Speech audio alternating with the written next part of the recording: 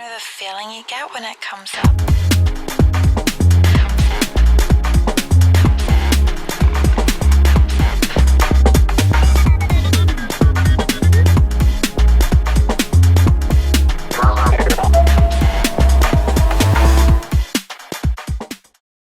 Hello, and welcome to the third episode of Ion Grid Talk for Season 3, where we discuss new information regarding the Ion Racing League weekly.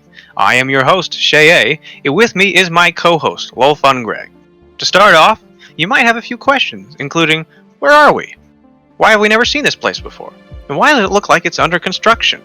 Well, these questions will be answered during this episode, but before that, I'll take it over to Greg to give us a rundown on the events that happened during last week's races. Greg?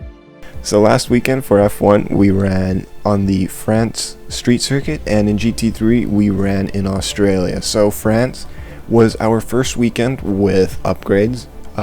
Maybe the difference wasn't as notable as maybe some would have expected, but I think that's to be expected. We'll be seeing upgrades take a bigger shape later on in the season as teams stack more on. Anyways, for the race itself, it may have not been hectic as some may expected. The crash collision cooldown, that timer worked as intended, but as street circuits go, it still caught out plenty of people. The race ended with just 11 finishers. That's less than any other race this season.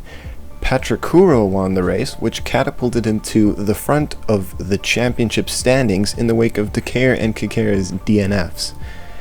As for GT3, we went back to Australia where Season 3 started.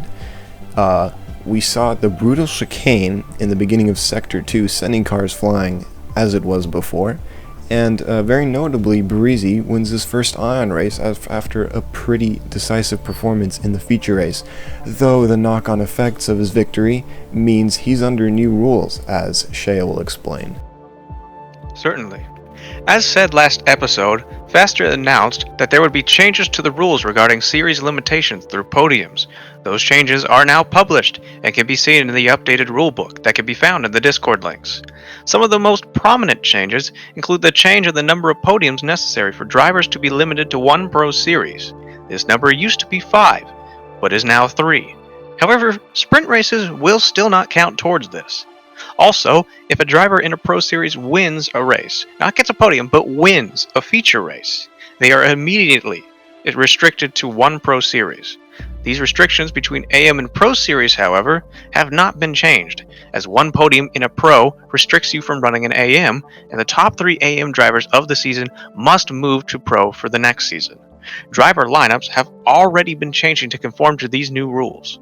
So what's been going on in the community since last weekend? Well, not much, but what has happened has actually been pretty interesting. The big talking point is Ferrari. They've been actively searching for a new driver to replace Decare in F1 after the season.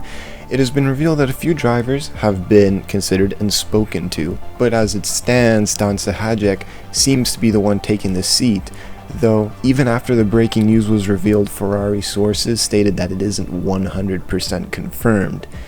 In other news, in the GT3 spaces, Zenvo has revealed a change in livery after just their first weekend of competition. Zenvo's team owner, NFS Sweet, has also been controversially giving many skilled drivers paid offers to drive for his GT3 team next season. It sounds to me like a repeat of the Sky Duel situation. Nothing much has happened apart from that this week, so it's back to Shea. So let's talk about this weekend's races. For this weekend, GT3 will be racing on the brand new Palm Harbor circuit in Dubai, United Arab Emirates, which many may have already seen during the preseason previews. However, for F1, we bring back the topic of where exactly we are. This is the location of the British Grand Prix, which will be hosting F1 later this weekend.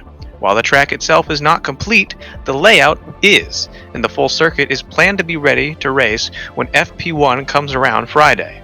It is a brand new layout compared to Season 2's Britain and takes place on an airport instead of around it. Be sure to expect long straights, winding turns, and a couple sharp corners. For weather, I take that back to Greg.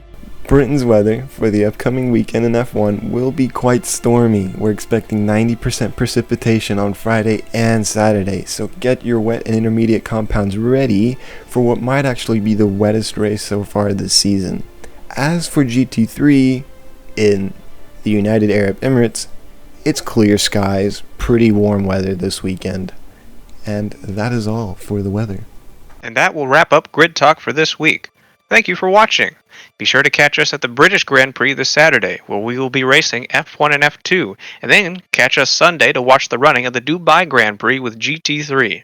I have been your host, Shay. And this has been Lolfun Greg.